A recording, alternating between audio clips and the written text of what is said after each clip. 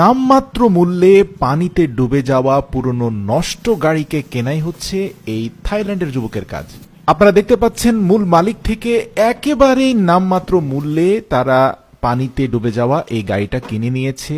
আর গাড়িটা দেখেও আপনার মনে হচ্ছে যে এটা স্ক্র্যাপ ছাড়া কোনো কিছুই নয়। সত্যি বলুন তো, আপনার কি মনে হয় এই গাড়িটা কি কোনোদিন চলতে পারবে? মানে এটার যা হাল হয়েছে। আপনারা দেখতে পাচ্ছেন পেছনের গিয়ার বক্স, স্টিয়ারিং হুইল সব কিছু পানি খেয়ে ফেলেছে। প্রিয় দর্শক, আমরা কিছুক্ষণ পরে দেখতে পেলাম একটা কোম্পানি থেকে কিছু সময়ের জন্য একটা এক্সক্যাভেটর ভাড়া নিয়ে এসে সে এই এক্সক্যাভেটরের অগ্রভাগের সাথে চেন লাগিয়ে গাড়িটার চেসিসের অগ্রভাগের সাথে চেন কানেক্ট করে দিয়ে এক্সক্যাভেটর দিয়ে বেশ জোরে সোরে টেনে টুনে গাড়িটাকে উপরে উঠিয়ে নিয়ে আসলো। প্রয়োজনীয় খরচ পেয়ে এক্সক্যাভেটরের মালিক সেখান থেকে বিদায় নেওয়ার পরে তার আরো দুজন সহযোগী বন্ধুকে নিয়ে তারা সেই গাড়িটাকে তাদের গ্যারেজে নিয়ে গেল। এই যুবক প্রচন্ড আত্মবিশ্বাসী। মরে যাওয়া পুরনো জিনিসের মধ্যে নতুন করে প্রাণ ফিরিয়ে দেওয়াই তার কাজ। প্রিয়